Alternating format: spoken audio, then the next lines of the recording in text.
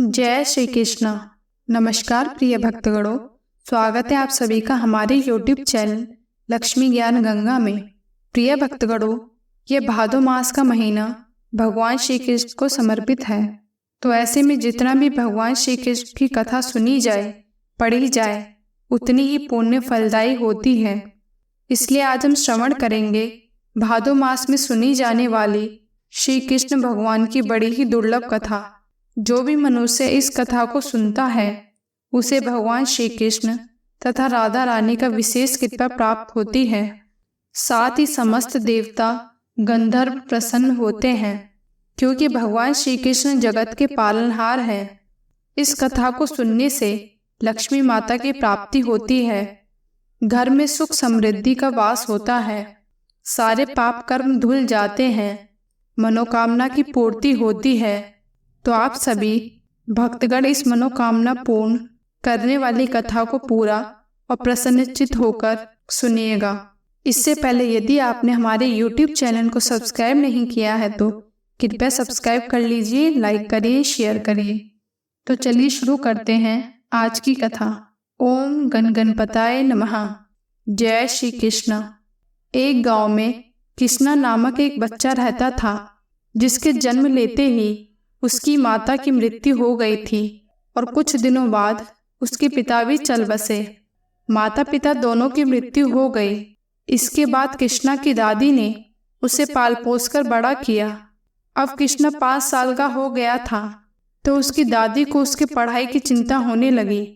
एक दिन उसकी दादी अपने पोते को लेकर गुरुकुल गईं और गुरुजी से आग्रह करते हुए कहा, गुरुजी, कृपया करके आप मेरे कृष्णा को अपने गुरुकुल में दाखिला देकर हमारी सहायता करें।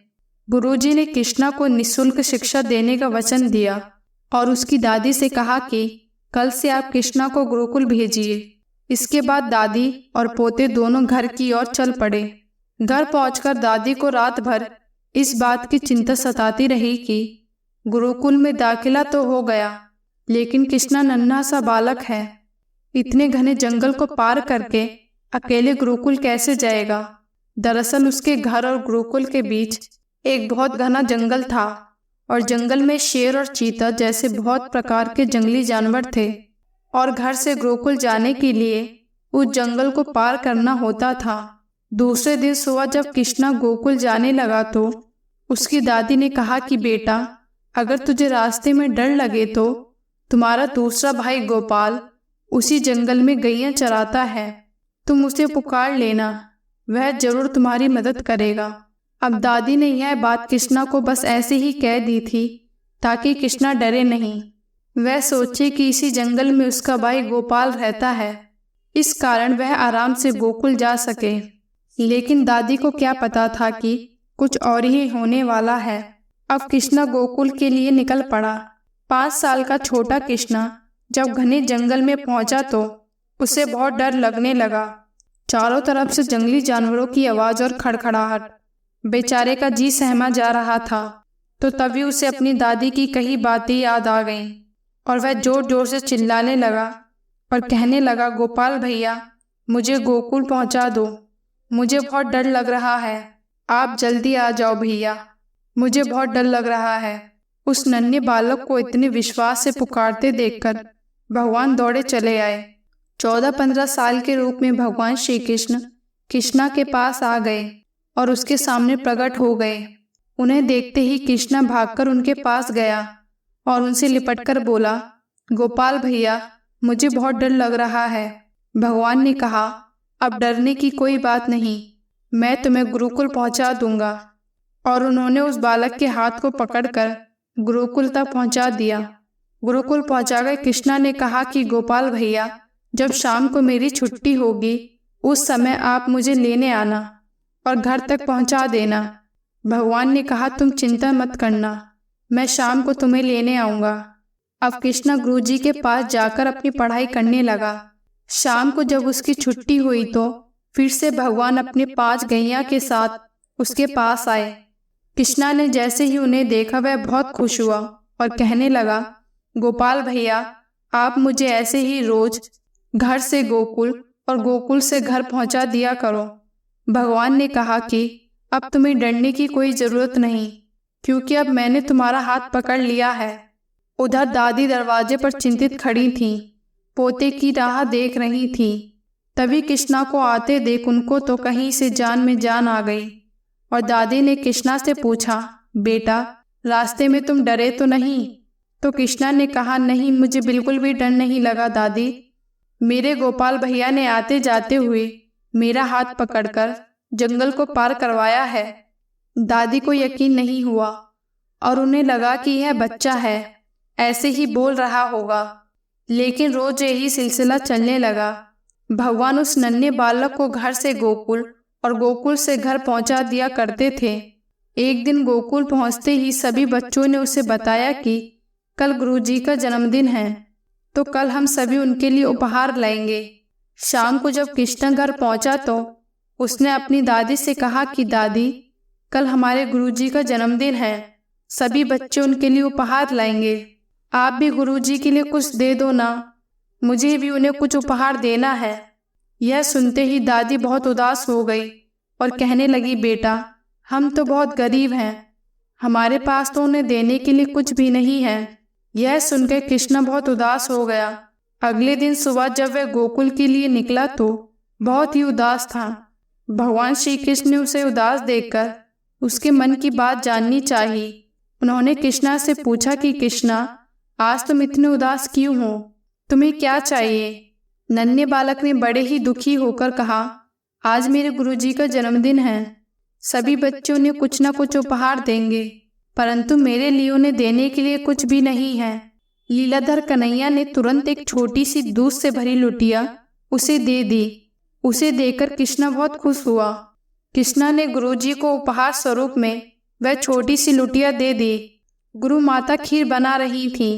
कृष्णा के दिए हुए उस दूध की लुटिया को देखकर वे हंस रही थी। उन्हें मन ही मन हंसी आ रही थी। वे सोच रही थी कि यह बालक कितना नन्हा सा है, उतने ही नन्हे से लोटे में दूध भरकर लाया है।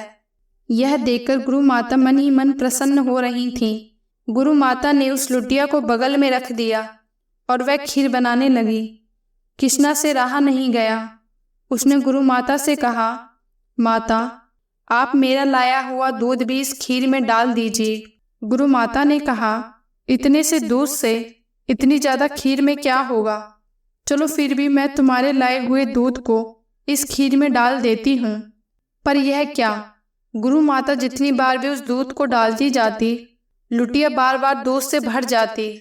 उनके पास जितने भी बर्तन थे वे सभी दूध से भर गए और अब उनके पास कोई बर्तन नहीं बचा जिसमें वह दूध को रखती। यह देखकर गुरु माता आश्चर्यचकित हो गईं कि यह कैसी लुटिया है जिसमें दूध खत्म ही नहीं होता।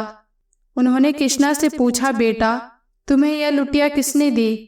कृष्णा ने कहा कि मेरे बड़े भैया गोपाल भैया ने, उन्होंने ही मुझे यह लुटिया से भरी दूध दी है। यह सुनकर गुरुजी को सब समझ में आ गया। गुरुजी की आंखें भर गईं। उन्होंने कृष्णा से कहा, मुझे भी अपने गोपाल भैया के दर्शन करवा दो। भगवान तो केवल अपने परम भक्त को दर्शन देते हैं। लेकिन नन्हे बालक कृष्णा के कहने पर भगवान कृष्णा ने अग्नि में प्रज्वलित होकर ज्योति के रूप में गुरुजी को दर्शन दिया। इसलिए कहा जाता है कि अगर आप सच्चे मन से भगवान का श्रवण करते हैं तो वे किसी न किसी रूप में आपकी सहायता अवश्य करेंगे। जय श्री कृष्ण, जय श्री हरि, ओम नमः शिवाय। प्रिय भक्तगणों, अब आइए सुनते हैं दूसरी कथा। किसी गांव में एक संत रहा करते थे। वे एक बार वृंदावन गए। वहां कुछ दिनों घूमे फिरे, दर्शन किए। जब वापस लौटने का मन किया तो सोचा भगवान को भोग लगाकर कुछ प्रसाद ले लेता हूँ। संत ने मेवे का लड्डू खरीदा, मंदिर गए, प्रसाद चढ़ाया और आश्रम में जाकर सो गए। सुबह की गाड़ी से उन्हें वापस अपने घर जाना था। सुबह वृंदावन से गाड़ी चली जो काफी दूर जाने पर आधे रास्ते में ही रुक गई। तब तक शाम भी हो चुकी थी। संत ने सोचा कि अभी गांव तक जाने में 3-4 घंटे लगेंगे, भूख भी लग रही है। तो उस संत ने सोचा कि चलो हाथ पैर धोकर संध्या वंदना करके कुछ खा पी लिया जाए। संत ने हाथ पैर धोया और लड्डू खाने के लिए डिब्बा खोला तो उन्होंने देखा कि लड्डू में चींटे लगे हुए हैं। उन्होंने चींटियों को हटाकर 1-2 लड्डू खा लिए। बाकी बचे हुए लड्डू का प्रसाद बांट दूंगा, यह सोचकर बाकी लड्डू को रख लेते हैं। पर कहते हैं ना शांत हृदय नवीन समान। बेचारे को लड्डुओं से अधिक उन चींटियों की चिंता सताने लगी। सोचने लगे कि यह चींटी वृंदावन से इस मिठाई के डिब्बे में आ गई है। बेचारी इतनी दूर तक का सफर कैसे यहाँ तक आ गई। कितनी भाग्यशाली है। इनका जन्म वृंदावन में हुआ था। अब इतनी दूर से पता नहीं कितने दिन या कितने जन्म लग जाएंगे इनको वापस पहुँचने में। ब्रज की धूली इनको कभी नसीब होगी या नहीं। मैंने कितना बड़ा पाप कर दिया, इनका वृंदावन छुड़वा दिया। नहीं, मुझे वापस जाना होगा। और संत ने उस चींटी को वापस उसी मिठाई के डिब्बे में सावधानी से रखा और वृंदावन की गाड़ी पकड़ ली और वहां पहुंचकर मिठाई की दुकान के पास गए। डिब्बा धरती पर रखा और हाथ जोड़कर उन्होंने कहा, हे कान्हा, मेरे भाग्य में नहीं कि मैं तेरे ब्रज में रह सकूं। मुझे कोई भी अधिकार नहीं है कि इनके भाग्य से ब्रज की धूली छीन सकूं। दुकानदार ने यह सब देखा तो वह आया। दुकानदार बोला, महाराज, चींटियां लग गई हैं तो कोई बात नहीं, आप दूसरी मिठाई ले लीजिए। संत ने कहा, भैया, आप में कोई कमी नहीं थी। इन हाथों से पाप होते होते रह गया, उसी के प्रायश्चित करने आया हूँ। दुकानदार ने सारी बात सुनी तो उस संत के पैरों के पास बैठ गया, भावुक हो गया। इधर दुकानदार रो रहा था, उधर संत की आंखें गीली हो रही थी। बात भाव की है, बात उस निर्मल मन की है, बात ब्रज की है, बात मेरे वृंदावन की है, बात मेरी नटवर नागर और उनकी राधा रानी की है, बात मेरे कृष्णा की राजधानी की है। बूझो तो सब कुछ है, नहीं बूझो तो सब पागलपन है। प्रिय भक्तगण, घर से जब भी बाहर जाए तो घर में विराजमान अपने प्रभु से जरूर मिलकर जाएं और जब लौटकर आएं तो उनसे जरूर मिलें, क्योंकि उनको भी आपके लौटने का इंतजार रहता है। घर में यह नियम बनाइएगा कि जब भी आप घर से बाहर निकले तो घर के मंदिर के पास 1-2 मिनट खड़े रहें और उनसे कहे, प्रभु चलिए आपको साथ में रहना है। ऐसा बोलकर ही घर से निकले, क्योंकि आप भले ही लाखों की घड़ी हाथ में क्यों ना पहने हों, पर समय तो प्रभु के हाथों में है। इसी बात पर प्रेम से बोलिए, जय राधे कृष्णा, जय श्री कृष्णा, राधे राधे। प्रिय भक्तगणों, अब आइए सुनते हैं तीसरी कथा। एक लड़की थी जो श्री कृष्ण की अनन्य भक्त थी। बचपन से ही कृष्ण भगवान की भजन करती थी, भक्ति करती थी। भक्ति करते करते बड़ी हो गई। भगवान श्री कृष्ण की कृपा से उसका विवाह श्रीधाम वृंदावन में किसी अच्छे घर में हो गया। विवाह होकर पहली बार वृंदावन आई। नई दुल्हन होने की वजह से वह कहीं जा भी नहीं सकती थी और वह अपने मायके चली गई। और वह दिन भी आ गया जब उसका पति उसे लेने उसके मायके आया। अपने पति के साथ फिर वृंदावन पहुंची। पहुंचते पहुंचते उसे शाम हो गई। पति वृंदावन में यमुना किनारे रुककर कहने लगा, देखो शाम का समय है, मैं यमुना में स्नान करके अभी आता हूँ। तुम इस पेड़ के नीचे बैठ जाओ और सामान की देखरेख करना। मैं थोड़े ही समय में आ जाऊंगा। मैं यही सामने हूँ, कुछ लगे तो मुझे आवाज़ दे देना। इतना कहकर पति वहाँ से चला गया और वह लड़की बैठ गई। अब एक हाथ लंबा घूंघट निकाल रखा था, क्योंकि गांव है ना, ससुराल है। और वहीं बैठकर मन ही मन विचार करने लगी कि देखो बाके बिहारी जी, कितनी कृपा है आपकी।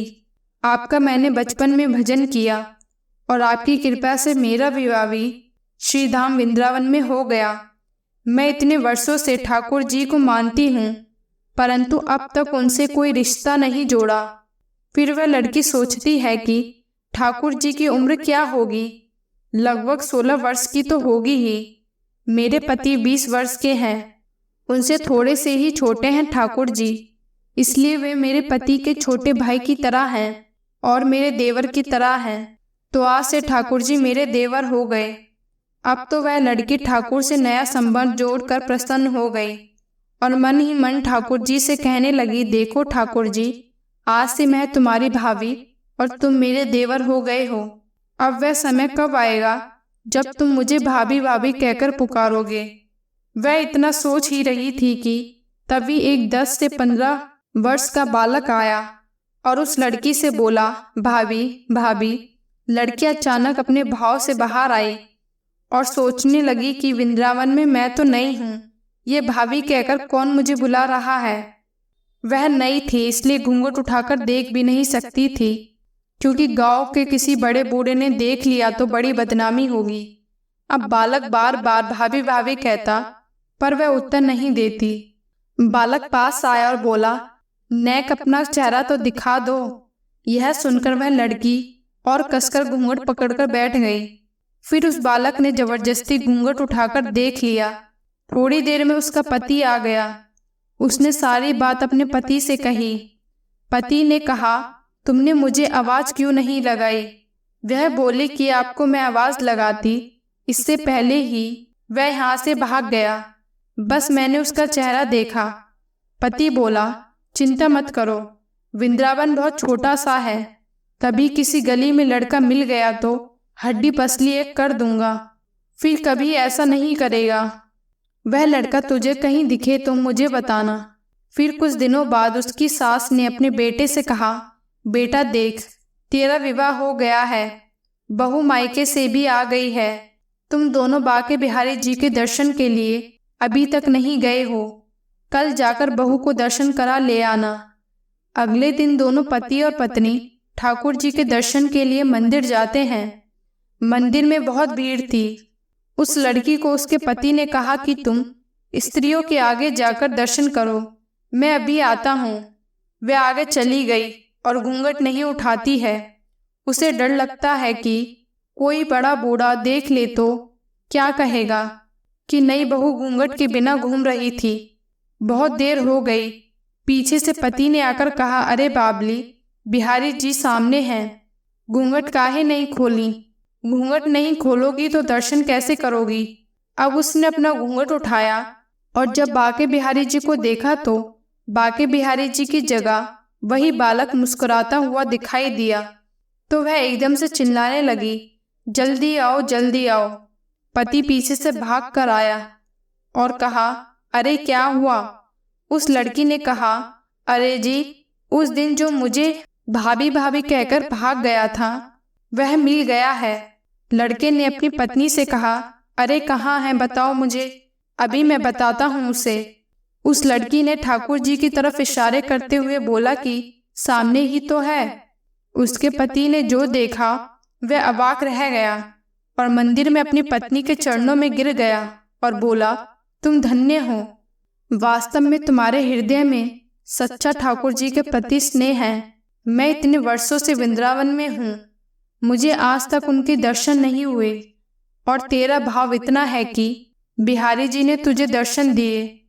प्रिय भक्तगणों, आप जिस भी रूप में बाके बिहारी जी को स्वीकार करें, बाके बिहारी आपको उसी रूप में प्राप्त होते हैं। वे किसी के साथ कोई भेदभाव नहीं करते। इसी बात पर प्रेम से बोलिए, ठाकुर श्री बाके बिहारी लाल की जय। जय श्री कृष्ण। जय हो राधे रानी। जय श्री हरि। प्रिय भक्तगणों, उम्मीद करती हूँ आपको यह कथा अत्यंत पसंद आई होगी। अगर आपको यह कथा पसंद आई हो तो हमारे चैनल को एक लाइक अवश्य दीजिएगा। आपका जीवन मंगलमय हो, इसी कामना के साथ आपसे विदा लेती हूँ। तो मिलते हैं नेक्स्ट वीडियो में, तब तक के लिए धन्यवाद।